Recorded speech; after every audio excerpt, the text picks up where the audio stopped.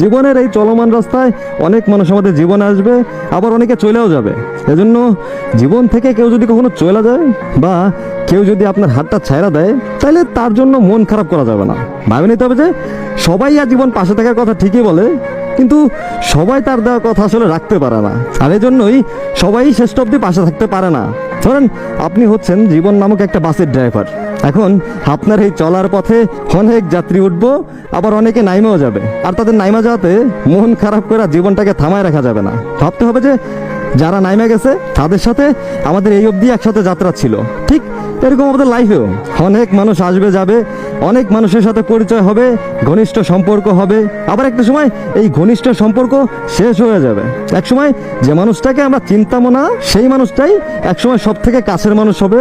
আবার সময়ের সাথে সাথে সে হারায়ও যাবে। এসব ভেবে কষ্ট পেয়ে আসলে কোনো লাভ নেই।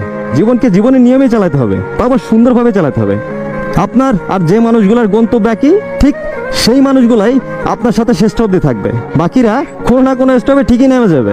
তো তাদের চলে যাওয়াতে মন খারাপ করা যাবে না, নিজেকে ধ্বংস করে ফেলা যাবে না, নিজেকে কষ্ট দিয়ে জীবনটাকে নষ্ট করা যাবে না। তাই কাছের বন্ধু হোক বা ভালোবাসার মানুষ হোক বা অন্য যে কেউই হোক, যে আপনার সাথে শেষ অবধি থাকার, সে ঠিকই থাকবে। আর যার থাকার না, সে ঠিকই কখনো না কখনো কোনো না কোনো সময় এসে ঠিকই হারিয়ে যাবে। আর যে হারিয়ে যায় সে কখনোই আপনার ছিল না, কারণ শেষ অবধি যারা পাশে থাকবে তারাই তো আপনার, তাই না? এখন আপনার বাস নষ্ট হয়ে গেলে প্যাসেঞ্জাররা কিন্তু অন্য বাসেও চলে যেতে পারে, তাই না? যাইতেই পারে, অসম্ভব কিছু না।